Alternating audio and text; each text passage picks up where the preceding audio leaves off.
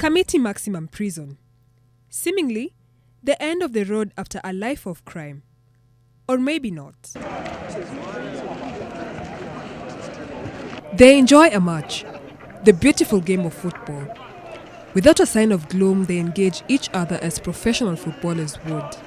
Indeed, 4 of them were on the path of a successful football career, but they drove their lives into a cul-de-sac, an own goal. Meet the Kamiti United football team. TDM Rogers, condemned. Swaib Swale, condemned. Moses Opula, condemned. Byron Otieno, condemned. Eric Salim, condemned. Teddy, as he is popularly known today, was destined for selection to the national team when he and his accomplices were nabbed in an attempted robbery that went wrong along Nairobi's Thika Road in 2001. In the company of 2 accomplices, Teddy was arrested for possession of stolen goods, leading to a trial that lasted close to 7 years. Ilikuwa ni robbery nile, unajua by then nilikuwa frustrated juu nilikuwa ndio niko na injury. So nikakuwa niko laid off kidogo, siko kwa team. So unajua naye nilikuwa na majukumu, nilikuwa na mtoi na wife hapo, nyumba, yani zile vitu tu za kawaida. So ile pressure alafu na company, so ili niingiza kwa crime. Unaona? So niliweza kuenda mara 2 mara 3 ya 4 nikashikwa. Na wale wachezaji kama wale sasa wako sasa jela. Wengi ukiangalia walikuwa very talented players. Ukiangalia kama TDM Rogers, wachezaji wachache wale wamemwona akicheza alikuwa ni a very talented winger, yeah? Very pacey, very skillful. I love a real nice guy, yeah? A very social guy. I love nobody believed because alikuwa very friendly kwa team. In the company of 2 accomplices, Teddy was arrested for possession of stolen goods, leading to a trial that lasted close to 7 years. It's been tough. Of course, the law allows for 3 appeals, which he has already exhausted. We have tried to help him in his appeal journey. It hasn't been easy. In the end, his 2 accomplices were freed after spending 7 years in remand, as Teddy was convicted and condemned to death, ending all hope of ever playing professional football abroad. His new evidence, so to speak, hasn't been taken into account in court, because whenever you appeal, you have to convince the court that the last ruling was not in your favor because of ABC. So the 3 times he has tried to appeal, it's been trashed. I really hope that Teddy comes out soon enough. As his friend, as somebody who grew up with him, I'm personally waiting for him. Society, some certain sections may not be ready to embrace his freedom, but me personally and a few of my friends are ready to accept him. I have campaigned in this city. This city is a time bomb. Unemployment, poverty is a serious time bomb, which when it will tick, I don't know where me and you, who are doing some gainful employment, will run to. The story is a little different from Moses Opula, who has been behind bars for 11 years. Moses is currently a trustee in the prison, and he developed an interest in football while studying at Sawagongo Secondary School in Siaya County. He then played for FC Leopards, Rivertex and Shaka Ruturi before injury forced him into early retirement. Nikiwa raia, niko assistant coach wa Weche. Niko FC. Assistant coach wa Weche. Weche akiwa senior coach, mimi kwa assistant wake. Sasa yeye alikuwa anadili na players na mimi nadili na magolikipa. Ushaona? Kwa hivyo Weche tumekaa naye kwa FC sana. Ndio tuchukue kikombe ya Moi Golden Cup, tuko na Weche. Hapa nijikuta kwa sababu ya kutembea na kutupu mbaya. Na ya kwamba kweli kwa kutembea na kutupu mbaya nilikuja nikakubali unaweza patikana jela. Kenyan League football is semi-professional, and most young footballers have to seek other sources of income. Some focus on low-paying jobs, Others go to school, but a number of them resort to petty crime before graduating to violent crimes such as armed robbery and, more recently, terrorism. I started the crime, I was about 14 to 15 years there. Ile kitu ilifanyika nijipate hapa ni zile tu yani bad company, kujihusisha na bad company, sababu nilikuwa naona vijana wanaingia mtaani wamedunda, wamechafua. So that was the pressure, na mimi nilikuwa mtu wa ghetto. Sasa sikuwa na wazazi wangu wako na ile uwezo. Kuna zile forms za shule, mkiwa shule kuna zile sneaking, mna sneak chuo, mnaingia mtaa, mnaenda mnafanya macrime, mnaenda reggae, vitu kama hizo. Kuna wakati hata nilikuwa nafaa niende Norway, but unfortunately ile umang'aa ikanitoa, ikaninyima namba ya kwenda huko. 18 years in prison can soften the hearts of the most ruthless criminals. For these former players, every day brings painful memories of advice not heeded. Throughout the interview, the convicts speak bluntly about the challenges they endured, including substance abuse and depression, bad decisions and sheer desperation that cost them a chance at football stardom. When a footballer, just play football. Football inalipa sahi, si kama kitambo. So ningewaambia tu walijimotivate. If you have that chance, use it. Itumie. Jusi tulikuwa naye, tukapuuza, na wengine wakavumilia, wanapata mazuri sahi. Hakuna mahali utaitwa upewe kikombe ya crime ati wewe ni champ, umeiba sana. Lakini unaweza itwa as a best player of the year, top scorer, upate awards tu za kumotivate katika maisha. Hawezi itwa KICC ati juu umeiba sana ama umerob sana. So crime, sariana tu naye.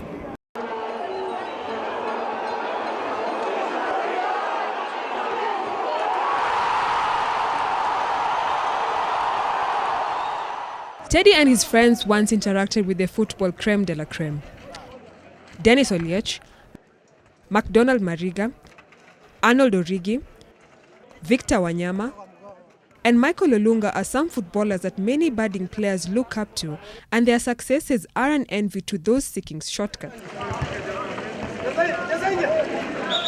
For Byron, his club had a no-nonsense approach to criminal records, but the thrill of crime was simply too strong.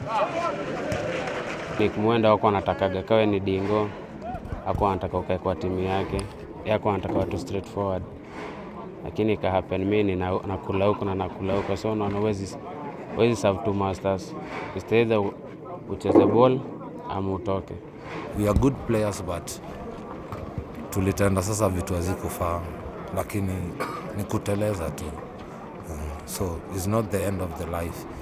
Tomorrow there is another chance. The footballing inmates still love the beautiful game and have formed a team. Kamiti United brings together inmates from different departments where they play against each other and share their skills with fellow inmates. Hii football imechangia vijana wote. Jela hii imeshikilia pale pakubwa sana. Sasa hata mtu akitoka hapa afikiri kuiba, nafikiria football. Sasa hata wakilala nafikiria football. Mimi ni mtu napenda ball from the beginning. Sasa vile nilipata watu wanacheza ball yenyewe nikaona namba itaskumika. Hakuna ile siku ndakuwa idol. Unajua football yenyewe ukicheza, umecheza morning, saa 8 unaenda kuwatch game. Siku yani inaishakiwa poa. Wakati niliingia tukawa na changes. Sasa nimerecruit vijana wadogo, tukawa na academy, alafu tukakuja mpaka na senior players. Football and crime have had an uneasy relationship, and over the years, many footballers have found themselves on the wrong side of the law. Nicodemus Aruthi, alias Daniel Odhiambo, played for Luo United and Gor Mahia, and also played 3 international matches for Kenya in 1972. Aruthi surrendered to police on June 21, 1981, and offered to show them where he hid his guns. When they got there, he ran away, so they shot him. The government eventually paid their family 250,000 shillings compensation. Shem Nyaberi was a former Kenya Breweries forward. Nyaberi was arrested in 2005 after being found with 300 grams of heroin at Jomo Kenyatta International Airport as he was planning to leave the country for Seychelles, where he was based as a footballer. Nyaberi was later found guilty of drug trafficking and was jailed for 10 years. Eric Otieno is yet another high-profile case of Kenyan footballers who found themselves on the wrong side of the law. The former Ulinzi Stars player was arraigned in court alongside Tom Ogweno and Elvis Ayanyi in January 2011 and charged with being in possession of a pistol in circumstances which indicated that they intended to commit a felony. The players were later sacked at Ulinzi following the incident. Ken Kimani, alias Pineda, was a 26-year-old former Mathare United player who died after he was shot 3 times in the head by a police officer in 2013. The police claimed that Kimani was shot by a police constable who was alerted by screams of an unnamed woman who was mugged at a bus stop in Kasarani by a gang of 5. The police allegedly shot at the gang, killing Kimani. Osborne Mande is a former Harambee Stars and Tusker midfielder who was arrested by anti-terror police unit in August 2015 after his mobile phone was used to communicate with terrorists. Mande was held and questioned by the ATPU detectives at their offices in Nairobi area before being freed following the intervention of then Football Kenya Federation President Sam Nyamweru. Anwar Yogan Mwok is a Kenyan footballer who was among Al-Shabaab fighters killed in Kulbiyo in a battle with Kenyan troops in Somalia in January last year. Mwok played for Mathare United and was killed as he rode in a truck laden with explosives at the Kulbiyo Kenya Defence Forces camp. In as much as football boils down to an individual's talent and abilities, it is the role of society to ensure that these individuals play by providing the necessary facilities and amenities such as playgrounds and stadiums. Equally, prisoners are entitled to these same rights, and it is for this reason that they have organized themselves into a football team. The simple kickabout and sometimes full matches serve various purposes to the inmates. Sports as a whole, first and foremost, brings people together. Sports also mentally and psychologically also relieves the prisoners and a lot of people incarcerated the pressures of being inside, the torture and all the things which they did wrong.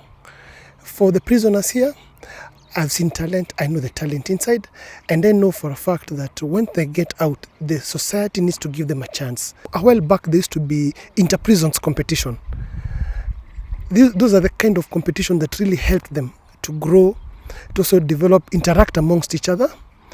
Also from society and from outside, I think there are a lot of coaching clinics. The federation should come up with more coaching classes, coaching for them to be integrated back into the society. We are yet to get to financial discipline. We are yet to get to counseling sessions for sports personalities. The leadership we have is not actually guiding these players. And you find that it's everybody for himself, God for us all, which is actually killing the youth in this country. About 1 billion people living in the world's cities today reside in deprived areas like Mathare with few or no basic amenities. Ukiangalia kama huku mitaani ndani, hakuna grounds, kuna opportunities za access ya opportunities za ku-access the community sports facilities. Most of the time, kama hapa Goan, ni just a few meters kutoka Mathare. Lakini vijana wa Mathare wazitumia hapa wale wa kijiji kwa sababu lazima walipe. Na ni pesa mingi, watatoa wapi 1 hour 2,000. In many African countries such as Kenya and Ethiopia, more than 90% of urban populations live in such deprived areas, according to the UN Habitat. And according to the UN World Health Organization, children in Nairobi slums are 2.5 times more likely to die before their 5th birthday than in any other areas in the city. When I grew up in Mathare hapa, watu wachache sana walikuwa role model. Ule ningependa kuwa kama ule coach. So saizi Mathare hapo kuna vijana wanasema mimi kesho nataka kuwa coach kama Kimanzi juu pia ametoka hii Mathare yetu na amekuwa pia anacheza hapa mtaani na amekuwa coach. So sisi tukigrow up tulilack huyo role model mwenye alikuwa mtaani na ni coach fulani. But still bado because of the bigger number ya youth kwa community and less opportunity, bado unapata crime inawafuata wengine. Hata wengine unakuta sometimes mtu ana grow up ile mtaa ametoka yeye tu ndio the only role model. Sometimes wanapatikana kwa group ama kwa team ya thugs. Na unajua ukipatikana hapo pia crime ni moja. Na most of the time ukiwa identified na witness that ulikuwa among hiyo team, it is very difficult kujipull out hata kama ulikuwa ni football player. Kipenda mfano kama wa Teddy Amronjas ambaye tumecheza naye hapa Mathare sana. Yeye alipatikana kwenye kikundi kama hicho na mara mob si mnajumulishwa wote. So yake ni ile pia pressure na wale tunatembea nao mtaani na the The difficult part inakuwa that you gonna grow up kwa community, you grow up with them as friends, maybe wengine wata drop from sport, they start something else. Lakini unajua inakuwa ni ngumu kama vijana wazima, unaona ngumu mtaani, wanasema huwezi uka-abandon all friends. So whether sometimes uko kwa crime bado unataka kuwa karibu nao, but you never know that day yake ya 40 labda utakuwa karibu na yeye. Choices have consequences, and yes, they knew there are consequences when you're caught, you're going to prison. But now the peer pressure, maybe the lifestyle they wanted, it took them to another level whereby they can do anything, maybe to add to what they're earning in their club, so that they can have good lifestyle, live well, party or something like that. A recent report by PricewaterhouseCoopers and Save the Children suggests that there was a 24% increase in crimes against children between 2010 and 2011, and this snowballed to a staggering 52.5% increase from 2012 to 2013. About 68% of the children in Kenyan slums are illiterate, and about 35% are into substance abuse. The children are not only victims of violence, but are in danger of becoming part of an organized crime racket, especially with disruption of schooling and lack of parental care.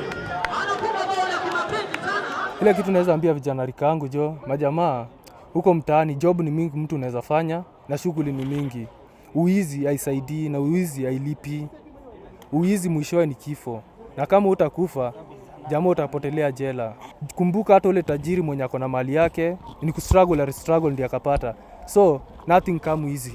You have to struggle so that you can achieve in life. Crime inaweza tuma upotee kabisa. Duniani watu wakose kujua mali huko. Na crime pia inaweza tuma mpaka ukose kuona uso wa mzazi wako. Ibaki tu unaona uso wa mzazi wako kwa kioo. Na pia ukose ile furaha ya mzazi. Hakuna kitu mbaya kama kukosa furaha ya mzazi, kuona mzazi na also kuona familia yako. Yani azeni sai maisha tu ni dingo ukulie tu vako. Kitu yote tu inashirikiana, crime unaachana nayo. Kwa sababu ndio maisha ni tamu na ni short. At the end huko. Unaacha wale watu labda ulikuwa na mtoi. Sasa labda mtoi wengi wao wacha watoi wakiwa wadogo. Sasa unaona mtoi atateseka tu. Prison life obviously takes a toll on one's mind. Football therefore provides an avenue for emotional release and is a worthy pastime as the convicts await better days. We'd like them to have physical fitness. At the same time, it is part of our recreation, so that they don't stay idle. They have talents which can come up when they play. Teams have emerged that every block has a team. We have even gone to those terror groups who have also participated, and we see that discipline has been maintained. These are the grounds that host Kenya's biggest and most feared prison, the Kamiti Maximum Prison. In here are delinquents who may never ever enjoy life in its full flavor, courtesy of the mistakes that they made in some point of their lives. But for Mbai, Teddy and the rest, football and sport is the balm that keeps the days going and what keeps them hopeful. Cellestine Olilo, NTV.